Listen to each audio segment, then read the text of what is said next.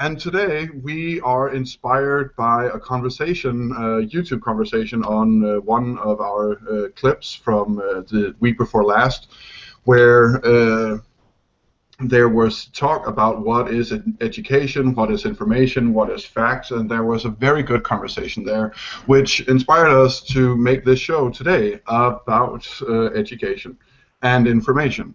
So I want to give a shout out to Spider V and RNA for just engaging and keeping the conversation going and keep engaging. So I hope you're listening with us today so that you can participate in this discussion, because we're going to agree with you on some things and we're going to pick apart the rest. So the idea is yet another narrative that we live under, yet another thing that we accept is that we live in the information age, that we used to be reliant on authority figures, teachers, newspapers, and stuff like that. They tell us how to think, they tell us what is the facts. But today we live in the information age. We have the internet. Information is readily available everywhere to everyone. It's just a click of a button and you have all the facts in the world that you need. You can no longer be lied to. You as an individual can sift through all information all across all of the world and make up your own mind. Now, I would very much disagree with that assessment of our society, because, in my opinion, what we have today is a sea of information in which we are all drowning. So you have 100 articles talking about some headline, but what you're not seeing is that you don't have 100 articles talking about these 1,000 other issues that are not being covered. Well, I can go find them on my own on the internet. Yeah, are you like a critical thinking trained reporter? Let's say you are. Okay, can you sift through each and every report, each and every piece of fact out there? No, you cannot do it alone. You have to be more. Okay, so you join together with others in Facebook groups, and you agree on things, and you're all critical thinkers, according to yourselves. And then you start sharing stories and information. And because you already agree with each other, you are going to be looking at this information more positively. You're going to be more forgiving of small biases and small errors. And you are going to be misinformed. So, Richard, push back on me.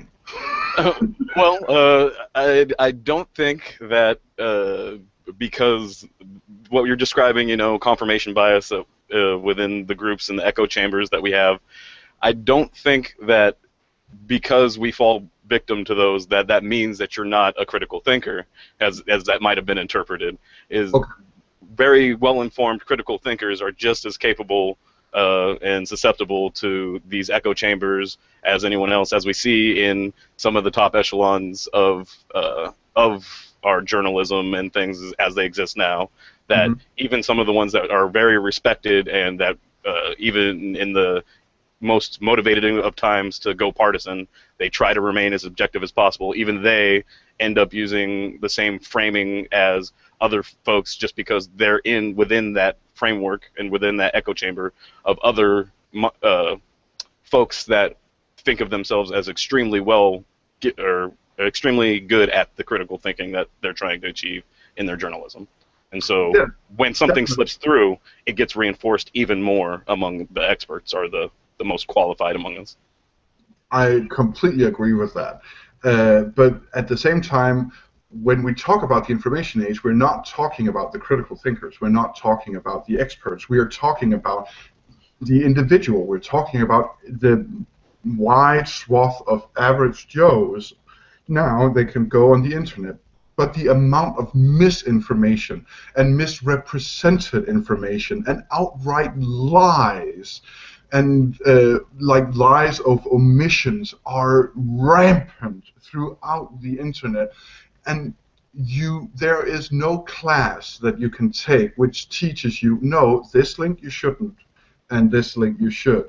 And no, this kind of information, no, they're now speaking to your emotion. Like, it's something you learn as you go, but we cannot in any way assume that everyone will learn to the same degree.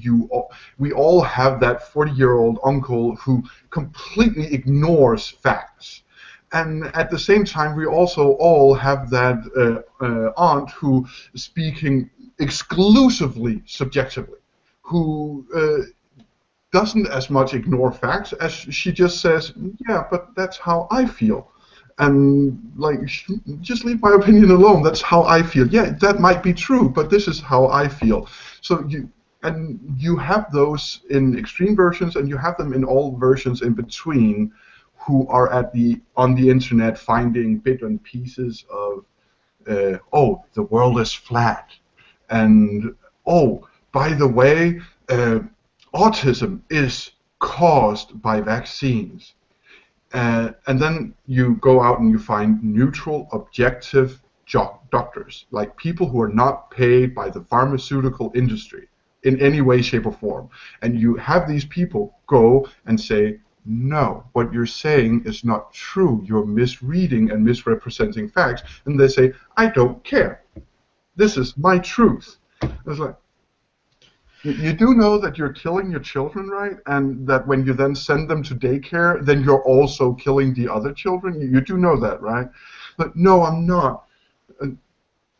Yeah, well, I think there is. We are not encouraged to be critically thinking in general, from the crib to the job to anywhere else. A lot of the times we're instructed and guided into pathways that suggest we should follow the experts, and the expert, and determining who is an expert most easily is achieved by looking at other socially perceived experts. So whoever society tells us knows a lot about this, then we go to them and we make a lot of assumptions, because, as you said, there's millions and millions of articles and pieces and memes and pictures that are garbage. They're just junk in, junk out. They're not based in any reality or fact or anything like that. And in order to sift through those, you have to eliminate a bunch of them and focus on a much smaller group in the first place. So how we do that is by looking towards experts to help sift through much of that. And I think when you say, or like that, that people are unwilling to change their opinion, there's a lot of studies that go into a lot of reasons why people end up at that point. But I think what we're focusing on here with how the massive amounts of information that's available and the lack of the ability to determine what's credible and what's not credible objectively, separate from authority, is what is makes for a lot of complicated and important information being missed or misinterpreted or misrepresented or just outright lied about. Mm-hmm. Yeah, but I mean, you also, it's the last three things you talked about. It's not the outright lies. It's not the falsification of data. It's the lies of omission. It's the taking out of context. It's the ignoring of background, of nuance, where it becomes dangerous. And a lot of people, I'm not saying that people who are anti-vaccine are sitting down and going, okay, now I'm going to construct this article so that it's a believable lie, and then I'm going to take over the world. That is not what they're thinking. What they're thinking is, okay, I'm within my echo chamber, and this is what I believe. This is the truth. This is fact. And the others are lying. The others are ignoring truth. The others are ignoring fact, because I have found my truth. And it is reinforced by my echo chamber. And we have a tendency to follow peer pressure. We have a tendency to follow the herd, to follow the group. So when whether you are a person who believes that gay people are the reason for Hurricane Katrina, or you are a person who believes that racism doesn't exist, it simply isn't there. There's no bias against people of color. It doesn't exist. Or like the reason you can believe this is because there's no pushback. You live in an echo chamber, we call it. It's a nice word for living with other people that are like you and think like you. Another word would be segregation. A better word would be apartheid. So, I mean, and the internet is reinforcing it because Google is helping you. They're not doing this thinking we're going to divide society. They're doing it to make our lives easier. But they are reinforcing the effect of segregation in modern society because when I search restaurant, then they will give me the top 5 hits that are visible to me will be restaurants of food that they know I like. So I will not be exposed to other kinds of food. When I search on plane ticket, it will be with the plane companies and the destinations that I've already been to. When I search information, it's the exact same thing. So a person who is anti-vaccines puts in vaccine in Google, and she will get hits dependent on her previous search history, not dependent on how many other hits that site has got. I mean, I believe that that is also factored in, but the other takes precedence. And the same with social media. Facebook and Twitter not so much, but Facebook especially is extremely bad in helping you get results you will like, which means that you will most likely not get results that disagree with you. And when you finally find something you disagree with, it's because the echo chamber disagrees with it and hates it and really wants to denounce it. So now you're getting your blood pumping.